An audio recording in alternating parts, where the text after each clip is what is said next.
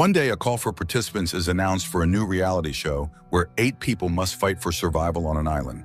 The selection process is very strict, and many hopefuls drop out during the initial stages because they are not prepared for such challenges. Eventually, the competition ends. The participants are informed of the survival rules. They must take care of themselves, conserve warmth, avoid injuries, and provide food for themselves. So on the island of Solum, the host greets the participants and suggests they applaud for making it past the preliminary stage. The last person to leave this patch of land will be the winner. Anyone who decides to withdraw from the competition just needs to use the button on their radio or find an evacuation point. Everything will begin when people spread out and end up in their designated locations. The host counts down and starts the game. The first scene features a woman trying to start a fire using makeshift tools. She complains about the condition since everything around is wet and modern people don't know how to use old methods, but she has no choice and continues her task. The second participant speaks to the camera, stating that he needs to find shelter on the island. He wanders around for a while and finds a wonderful place where sheer cliffs protect against the wind. It's almost a 5-star hotel where he will set up camp. The man collects branches to arrange his new dwelling and enjoys the beauty of the surrounding nature. Meanwhile, an unidentified object circles high above the earth.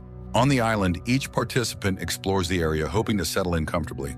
Everything around them is only causing excitement so far. One of the participants, Carol, even expresses that she feels at home here. It now seems to her that she has been preparing her whole life to be here. In the meantime, we see footage of Earth, which is empty and devastated. A humanoid alien walks across the planet as if getting to know it. On the island, Paul examines the surroundings. He appears to be much more serious than the others, fully aware of the complexity of the challenges ahead. The first thing he does is throw his radio into the sea, cutting off his chance of returning to civilization. Meanwhile, Carol continues her exploration and suddenly finds a blooming hydrangea. She marvels at the flowers and even strokes one of them, but when she moves away from the plant, the flower flickers as if it is a hologram. Liam is busy preparing his bow and setting off for a hunt. The alien continues to survey the ruined, desolate planet. Night falls. Emma records her first video. She hasn't eaten all day while building a shelter from a piece of plastic she brought with her. She will think about food tomorrow. Right now, she would love to get some sleep. However, the sounds on the island are not very conducive to that. Finally, the sun rises. Dai greets the dawn on the shore, welcoming it in a Buddhist manner. He is happy to be alone with nature. Completely undressed, he heads toward the water. Meanwhile, Paul destroys his camera and leaves it on the shore. But as he walks away, the camera's fragments begin to flicker and vanish without a trace. The first participant wakes up in her makeshift shelter and immediately records a video, lamenting that she couldn't start a fire at first. However, her persistence has paid off, and she has found snails. So she is glad she brought a pot with her because today she will have snail soup. Unexpectedly, she slips on a rock and falls. Later, she records another video. She has broken her leg on the second day on the island and will have to drop out of the game. The woman says goodbye to her viewers and presses the button. Suddenly, she starts flickering and then falls, dying. Meanwhile, Scott is preparing a fishing net when Liam with his bow appears on the shore. The man greets him rather warmly, although he thought participants weren't supposed to see each other. Then Liam raises his bow. Realizing he's about to be shot at, Scott runs away. The archer chases him into the forest, periodically shooting arrows at his back. Soon, Scott manages to hide from the deranged participant. Meanwhile, Dai informs the viewers that he is building a raft for fishing. In his real life, he works as a bailiff and intends to win. Carol shares her luck with the viewers. She couldn't find shelter, but everything was resolved when Paul, who had trouble with his camera, came to help. He offered to team up. At that moment, the man hears strange noises and asks Carol to hide behind a wall. He picks up a stick and hits Scott, who has emerged from behind a rock, but fortunately, not too hard. Scott is outraged and talks about an attack by a lunatic with a bow. Paul noticeably tenses up and starts asking questions. Then he admits he was expecting this and tells Carol to get ready. The people don't understand how he could have anticipated the behavior of an unknown participant, but Paul doesn't answer and just leaves. Meanwhile, Emma tries to find food but discovers the body of the deceased woman. Frightened, she runs back to her shelter. At night, Carol tries to understand why Liam chased Scott, as killing him live seems at least foolish. The woman admits she has always been strange and liked talking to objects. Her first friend was a weed. Naturally, other children didn't understand and didn't like her. A doctor said it was a gift. In the morning, Carol wakes up from a nightmare where she was in some strange place, but it's still the same forest around her. Scott greets her when a scream is heard, and Paul appears, telling them to run. At that moment, an arrow embeds itself in a tree. 3 people run into the forest while Liam chases them, occasionally shooting arrows. However, the people manage to escape. They reach the shore where they meet Dai. Hearing about the attack, he is ready to call for rescue, but Paul says that would be equivalent to admitting defeat. He suggests climbing higher to get a better view. The people head to the mountains. Suddenly, Carol admits that Dai also raises suspicions with his accent. Soon, the group finds Emma rummaging through the backpack of the deceased woman. Seeing them, she is ready to run, but they convince her of their peaceful intentions.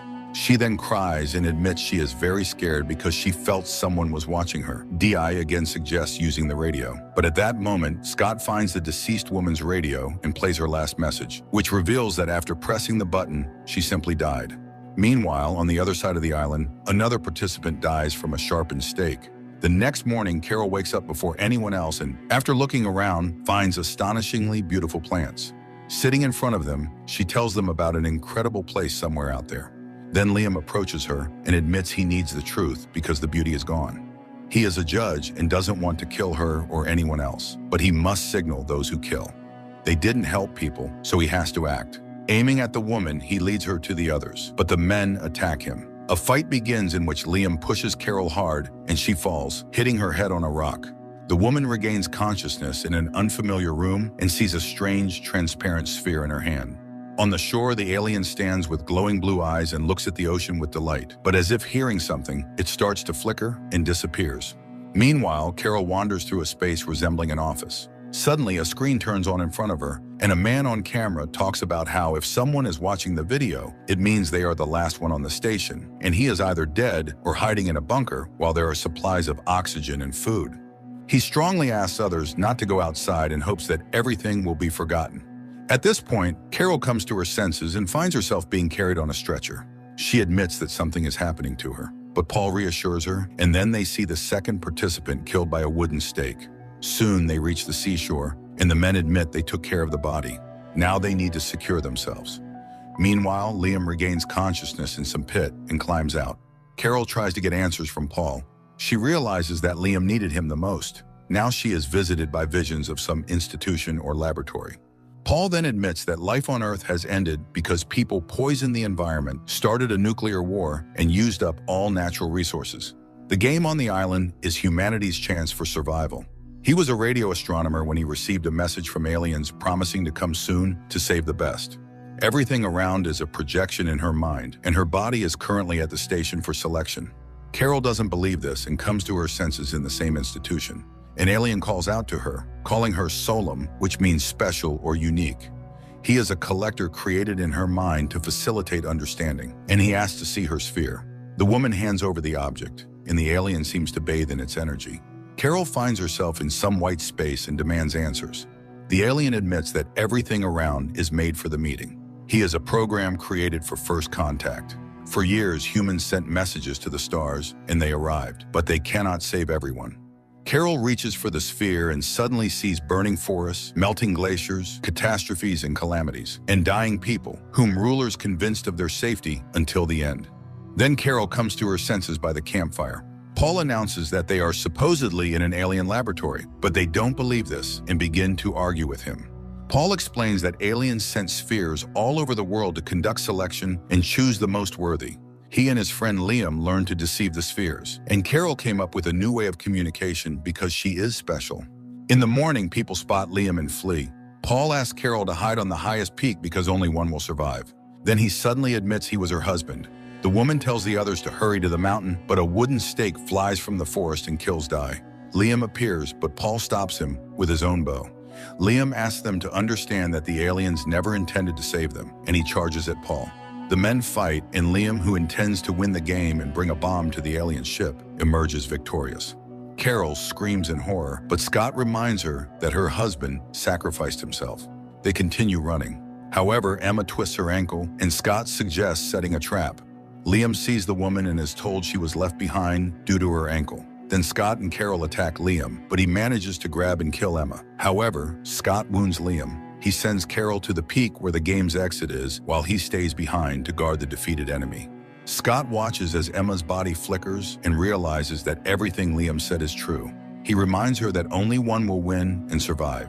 He asks to be killed because he cannot surrender. Scott raises his spear, Meanwhile, Carol reaches the summit, and Scott presses the radio button. Immediately, a sphere appears before Carol, and the eyes of all the deceased participants begin to flicker strangely. Carol reaches out and sees all the participants lying deep in the forest, but the simulation begins to close, and eventually the island disappears.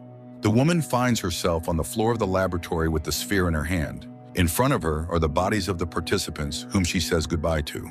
Then, following the alien, she steps outside. On her head is a protective helmet, and ahead is an alien ship where Carol boards and sees 5 unknown people who also became winners in the game and passed the alien selection.